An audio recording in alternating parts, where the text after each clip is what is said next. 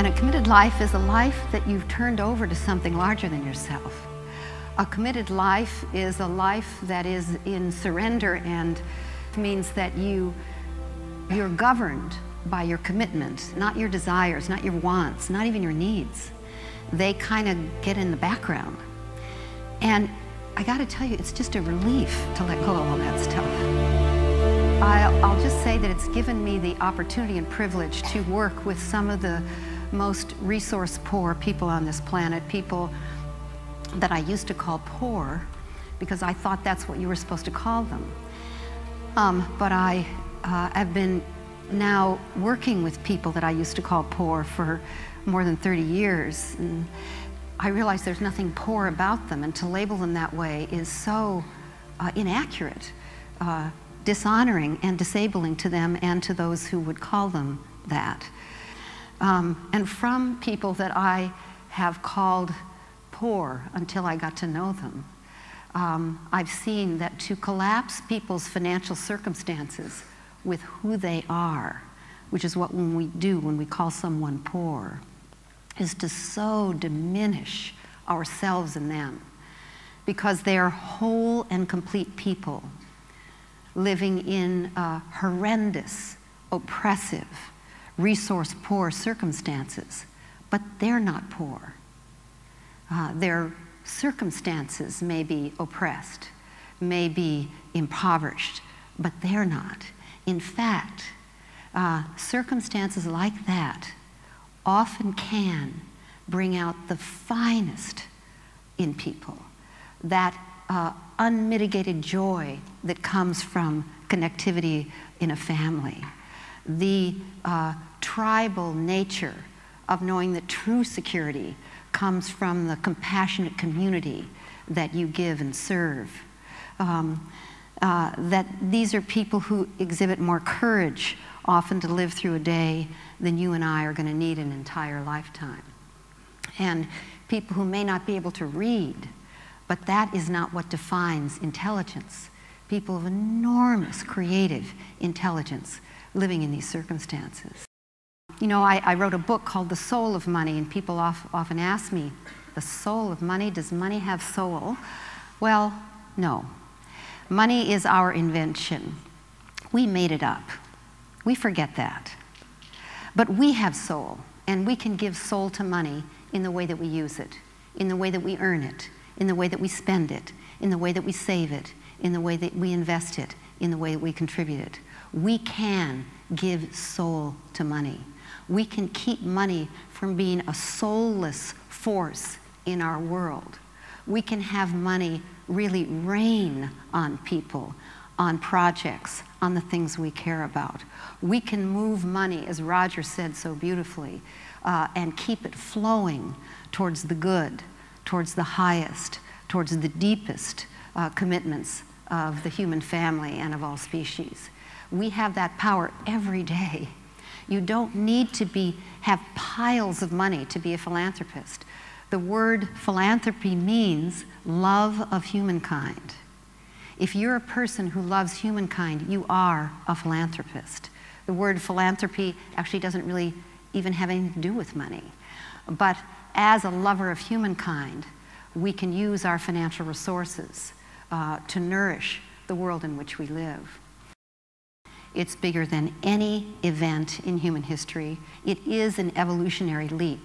The growth of civil society, global citizenship on a scale that no one could have predicted.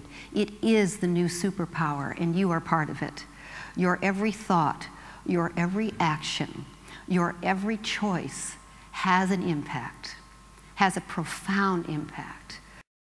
We live in the fulcrum. We live at the heart of a turning tide. And it's a thrill, it's a privilege, it's such an honor to be alive at a time of such monumental crisis, such profound crisis, such earth-shaking crisis that shakes the very foundation of our thinking. And when the foundation of our thinking is actually shaken and questioned, we actually then start, rather than looking at the unanswered questions, we have to look at the unquestioned answers. Let me say that again. Rather than looking at the unanswered questions, we now need to be looking at the unquestioned answers of our time.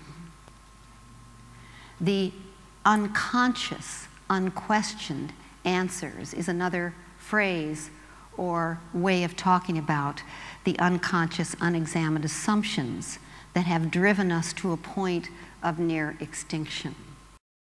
That this is the gift of our time for our species. Our species is realizing it's terminal.